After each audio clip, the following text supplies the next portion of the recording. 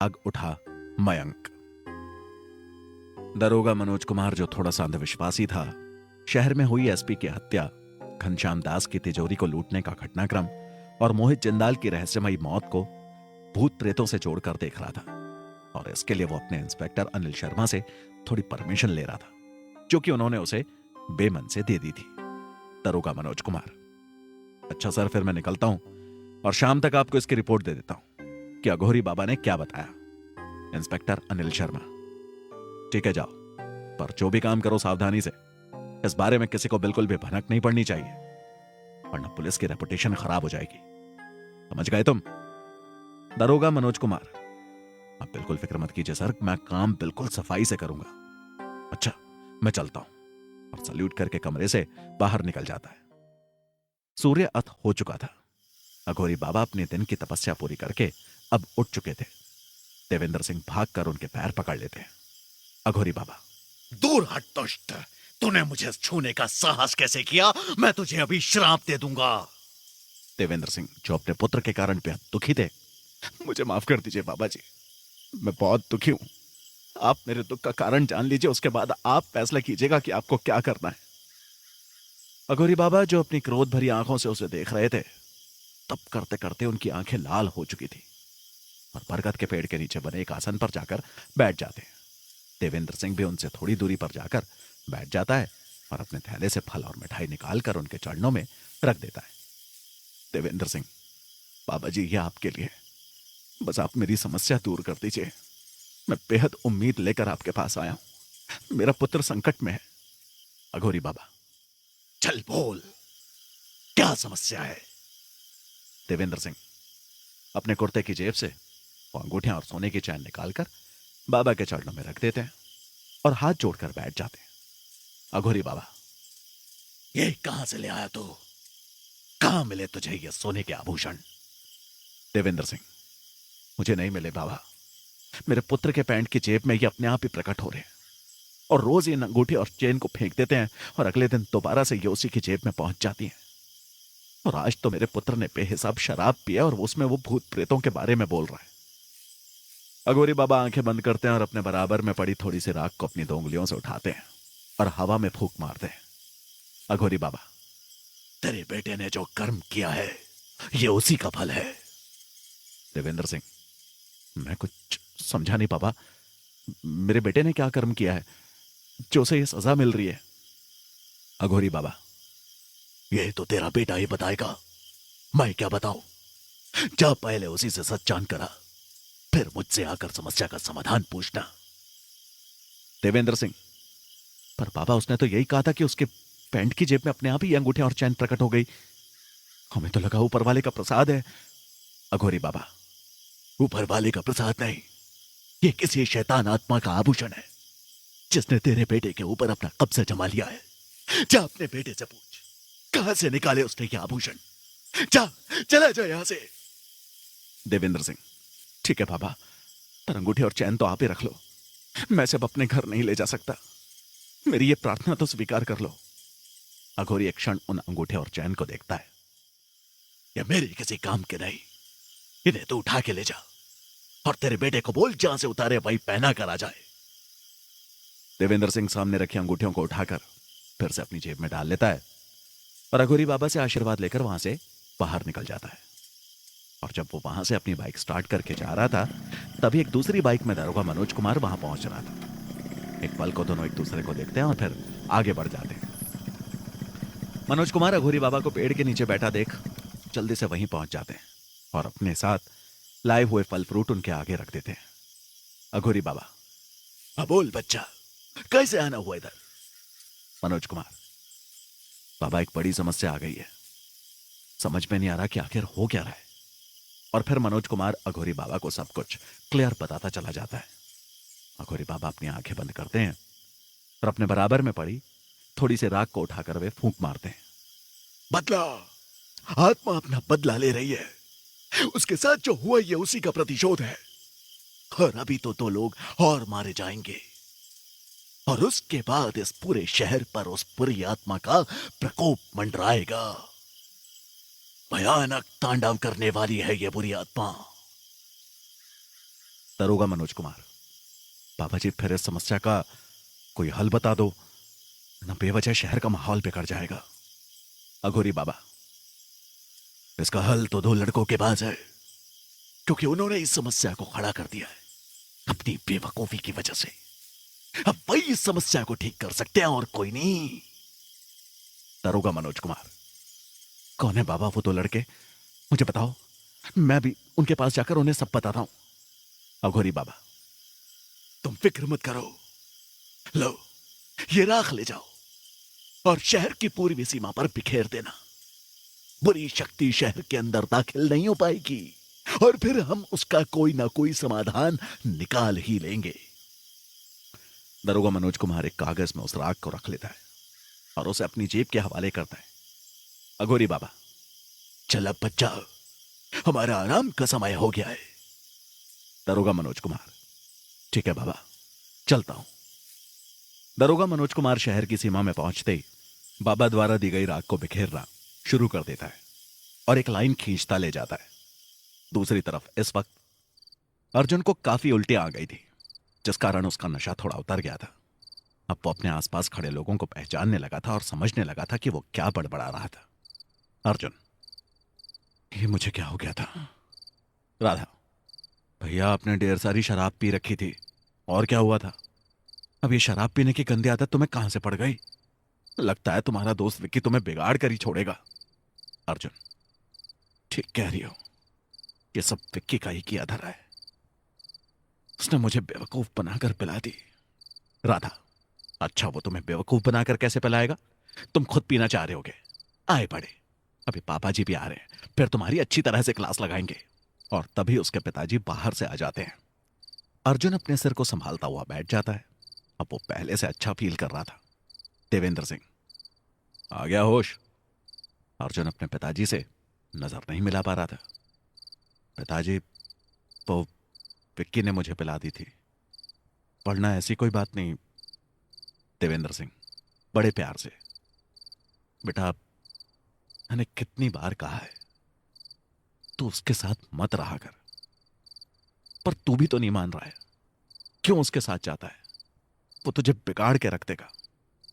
अर्जुन, जी पिताजी, अब मैं उसके साथ बिल्कुल नहीं रहने वाला। देवेंद्र सिंह, अच्छा बेटा एक बात बता, तुझे ये अंगूठी और चैन कहां से मिली? मैं अभी अघोरी बाबा से मिलकर आ रहा हूं। वो बोल रहे थे जहां से आपका बेटा इसे लेकर आया है वहीं वापस रख कर आए। अर्जुन अपने पिता की बात सुनकर घबरा जाता है और हकलाते हुए, पापा ये तो मुझे नदी में मिली थी। देवेंद्र सिंह, तुम नदी में क्या करने गए थे? अर्जुन, पापा बहुत गर्मी हो रही थी और विक्की ने कहा कि चलो नदी पर नहा कर आते हैं, और जब हम नदी में नहा रहे थे। अर्जुन चुप होकर बैठ जाता है। देवेंद्र सिंह, हाँ बोलो आगे क्या हुआ था? अब मुझसे कोई बात छुपाने की जरूरत नहीं है, और उसका थोड़ा सा हौसला बढ़ाते हैं। अर्जुन, पापा उस दिन नदी में जब हम नहा रहे थे तो वहां एक आदमी की लाश पड़ी थी। उसके शरीर में ये सब अंगूठी और चेन थी, जिसे मैंने और विक्की ने मिलकर उतार लिया था। देवेंद्र सिंह अर्जुन की बात सुनकर गुस्से में आ जाते हैं। तुमने एक लाश के शरीर से ये अंगूठियां उतारी? तुमने पुलिस को क्यों नहीं बताया? अर्जुन, पापा हमारे मन में लालच आ गया था, हमने सोचा था कि बाजार में बेच के कुछ पैसे मिल जाएंगे, पर ये अंगूठियां तो अब हमारा पीछा ही नहीं छोड़ रही। देवेंद्र सिंह अपने बेटे की बात सुनकर बड़े हैरान और परेशान हो गए थे। उन्हें समझ में नहीं आ रहा था कि क्या वे पुलिस के पास जाएं या नहीं, और अब इस समस्या से कैसे छुटकारा मिलेगा। देवेंद्र सिंह, देखो बेटा, जिस लाश के ऊपर से तुम इन अंगूठियों को निकाल कर लाए हो, तुम्हें दोबारा उसी के शरीर पर इन्हें रखनी होगी। अर्जुन, पर पापा वो लाश तो वहां है ही नहीं, हमने ये कोशिश करके देख ली है, शायद लाश पानी में बह चुकी है। देवेंद्र सिंह, यह तो एक बड़ी समस्या हो गई। जब तक लाश नहीं मिलेगी तब तक ये अंगूठियां तुम्हारे ही पास रहेंगी। और गहरी सोचने की मुद्रा में बैठ जाते हैं। अर्जुन, लाइए पिताजी, अंगूठियां मुझे दीजिए, ये मुझे कोई नुकसान नहीं पहुंचा रही है, कहीं आप लोगों को कोई नुकसान ना पहुंचा दे। देवेंद्र सिंह, ठीक है। और अपनी जेब से अंगूठियां और चैन निकालकर अर्जुन को पकड़ा देते हैं। अर्जुन उन्हें लेकर अपने कमरे में चला जाता है और उन्हें टेबल पर रख देता है। फिर क्यों तुम लौट कर मेरे पास आ रही हो? क्या वजह है इसकी? क्या तुम मुझे बताओगे?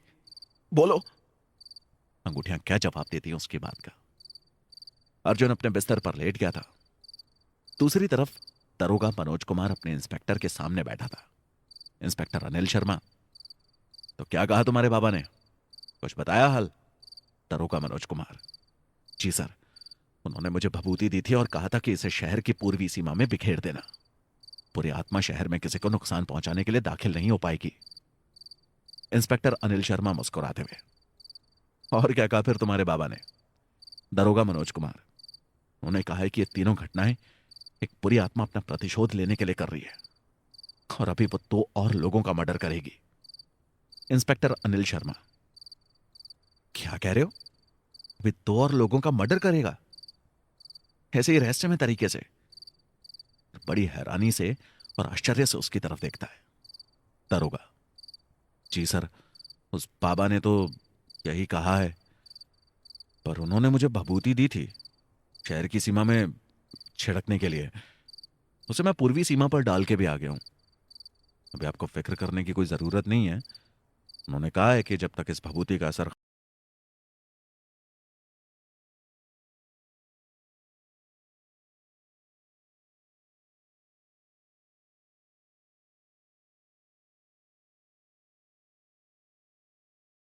होगा, वो समस्या का कोई ना कोई हल निकाल लेंगे।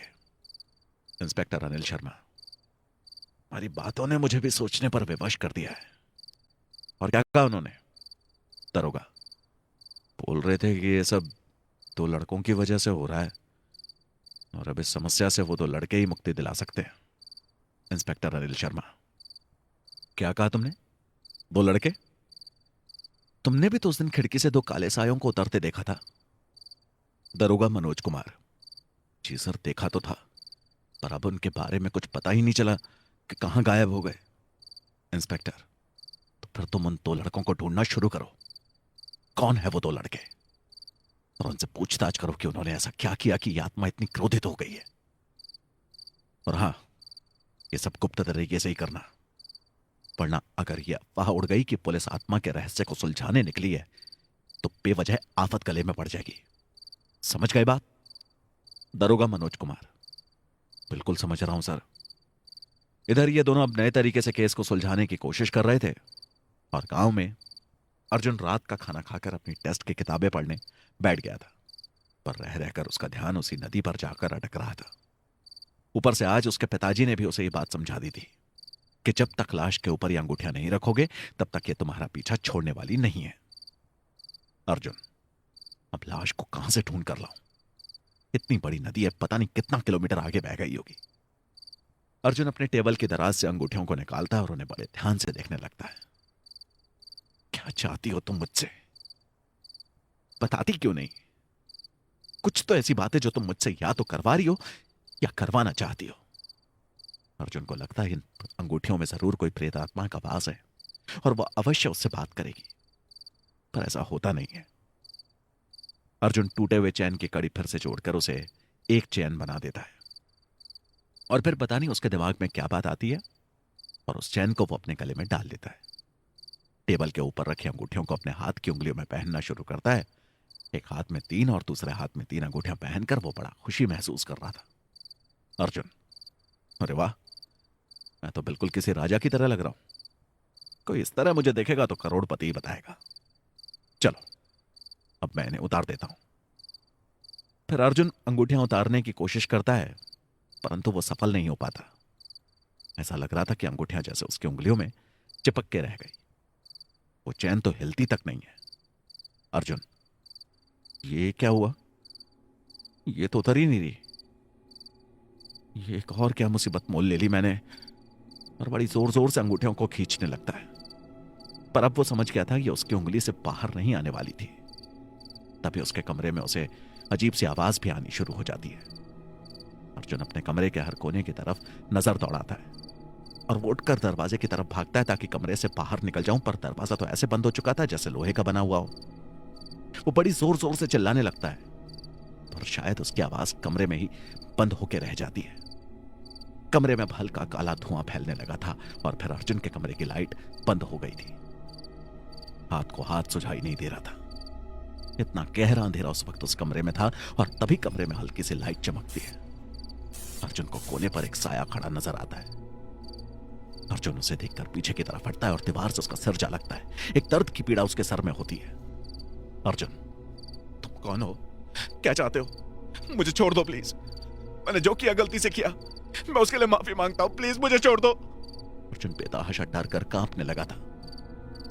कमरे में एक इलेक्ट्रॉनिक आवाज गूंजने लगती है। तुम्हें छोड़ दूं? और फिर एक बेहद तीखी हंसी दिल और दिमाग में गूंजने वाली। यह हंसी अर्जुन के दिमाग को हिला के रख रही। अर्जुन दोनों हाथों से अपने कानों को बंद कर लेता और आंखें बंद करके वही दीवार के सहारे बैठ जाता है। फिर धीरे धीरे कमरे में सब शांत हो जाता है और कमरे की लाइट फिर से आ जाती है। कमरे में फैला काला धुआं अब बिल्कुल भी नहीं दिख रहा था, पर शायद अब वहां बहुत कुछ बदल चुका था। और जिसमें सबसे ज्यादा बदलाव आया था वो था दीवार के सहारे बैठा हुआ अर्जुन। अर्जुन की आंखें एकदम लाल नजर आ रही थी और वो एकदम से घूमकर खड़ा हो जाता है। अब फिर से मयंक कुमार जिंदा हो गया और अब मैं इस शहर में तबाही मचा कर रख दूंगा। ये पूरा शहर मेरा गुलाम होगा, मयंक का गुलाम। और अगले पल वो खिड़की के रास्ते कमरे से बाहर निकल जाता है। इस वक्त अर्जुन एक अलग ही रूप में नजर आ रहा था और जैसे वो आगे बढ़ा वैसे ही एक और साया उसके पास आकर खड़ा हो गया। आप जीवित हो गए बॉस, ये नया शरीर आपको मुबारक हो। बोलने वाला और कोई नहीं, अर्जुन का दोस्त विकी ही था, मयंक। मेरे वफादार कमलेश, तुम्हारी वजह से आज मैं फिर से जीवित हो गया हूं और अब हम फिर से शहर पर अपना राज कायम करेंगे। कमलेश, जी बॉस, अब तो ये रात हमारी ही है। गांव की गलियों में घूमने वाले कुत्ते उन्हें देखकर बड़ी जोर जोर से भौंकने नहीं लगते। आकाश में चमगादड़ की फड़फड़ाहट होने लगी थी। उन दोनों के ऊपर निशाचर पक्षी उड़ने लगे थे और उनके पीछे निशाचर जीव आ गए थे। मयंक कुमार, चलो आज अपने एक और दुश्मन बलजीत को मौत के घाट उतार कर आते हैं। कमलेश, जी बॉस, चलिए आज उसका सारा खून हम पी जाएंगे। अपने दुश्मनों का खून पीने से हमें बेहिसाब ताकत मिलेगी। मयंक और कमलेश एक तरफ को लहराते हुए बड़ी तेजी से बढ़ गए थे, किसी सुपरफास्ट कार की तरह, और उनके साथ सैकड़ों चमगादड़ भी उड़ रहे थे। पर जैसे ही शहर की पूर्वी सीमा से उन्होंने अंदर प्रवेश करने की कोशिश की, वैसे ही दोनों तेज झटका खाकर पीछे को आ गिरते हैं। मयंक और कमलेश एकदम से हैरान रह जाते हैं और फिर से उठकर आगे बढ़ने की कोशिश करते हैं, और इस बार वे कई फुट दूर उछलकर पीछे जा गिरे थे। इस बार का झटका उन्हें बहुत ही भारी पड़ा था। मयंक गुस्से से चिल्ला पड़ता है, ये क्या हो रहा है? हमें रोकने की शक्ति कौन इस्तेमाल कर रहा है? किसने इस शहर की सीमा को बांध दिया है? कमलेश, लगता है किसी को हम पर शक हो गया है बॉस, और ये उसी का परिणाम है। किसी ने तंत्र ऊर्जा का प्रयोग शहर की सीमा में कर दिया है ताकि हम शहर के अंदर प्रवेश ना कर सके। मयंक, कौन ऐसा कर सकता है? आज सबसे पहले मैं उसी को मारकर उसका खून पीने वाला हूं। पता करो कमलेश, पता करो। मयंक की चीखें उस वातावरण में फैल गई और उसके साथ आए सियार ऊंची आवाज में बोलना शुरू कर देते हैं। दूर दूर तक ये शोर सुनाई दे रहा था और इस वक्त जाग रहे हर इंसान को वो शोर सुनाई दिया होगा। ऐसा लग रहा था जैसे कोई बुरी आत्मा इस शहर को खा जाने के लिए तड़प रही हो। नदी किनारे अपने पत्थरों की छोटी सी निवास स्थल पर आराम कर रहे अघोरी बाबा को भी उसकी आवाज सुनाई दे गई थी।